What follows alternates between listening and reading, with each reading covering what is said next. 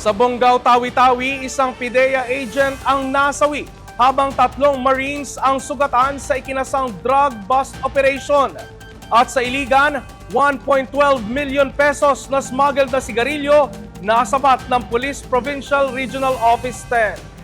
Sa Iligan City, 1.12 million pesos na smuggled na sigarilyo ang nasabat ng pulisya sa National Highway Purok 5, Sitio Mapalad, Barangay Dalipuga nitong linggo. Naharang sa checkpoint ang isang green forward van na nakarehistro mula sa Zamboanga City.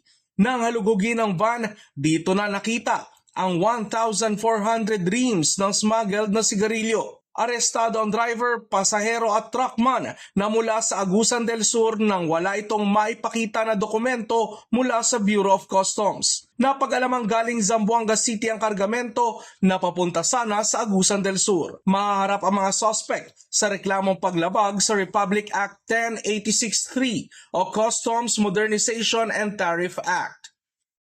Patay ang isang PIDEA agent habang sugatan ng 3 Marines mula Marine Landing Battalion Team sa enkwentro sa Bonggao, Tawi-Tawi nitong linggo. Nauwi sa putukan ang operasyon sa grupo ni Jimhar Hawadil alias Boss M na isang Abu Sayyaf Group surrendery at mga kasabwat nito. Tumagal ang putukan ng 3 oras kung saan nasawi ang PIDEA agent na kinilalang si Enferni Jim Dayag habang dead on arrival naman si Boss M. Nakuha sa operasyon ang halagang 1.8 million na shabu, mga baril at bala. Patuloy naman ang hot pursuit operation sa mga kasamahan ng suspect. Maharap ang mga ito sa violation of Sections 5 and 11 ng Republic Act 9165 o ang Comprehensive Dangerous Drugs Act of 2002 at maging ang Comprehensive Firearms and Ammunition Regulation Act.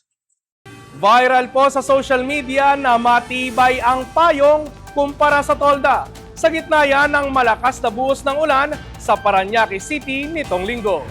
Sa videong nakuha ni John Michael Mercado, makikita ang individual hawak ang kanyang payong sa gitna ng malakas na ulan, habang nakasilong naman ang mga kasama nito sa isang tolda. Sa lakas ng hangin, nauna pang nilipad ang tolda na sinisilungan ng grupo kesa sa payong na hawak ng individual na hindi man lang natinag. Caption pa ng uploader, tank build. Takbuhan ang mga ito sa isa pang tolda sabay hiyawan ng Aberya!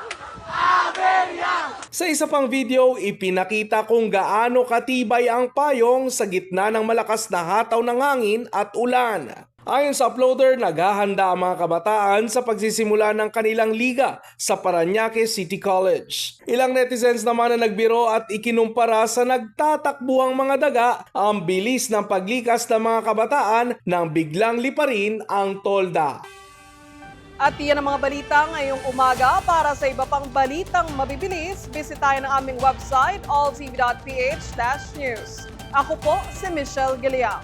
I-like at i-follow din ang aming social media accounts para laging updated. Ako po si Ralph Lopez. Magandang umaga.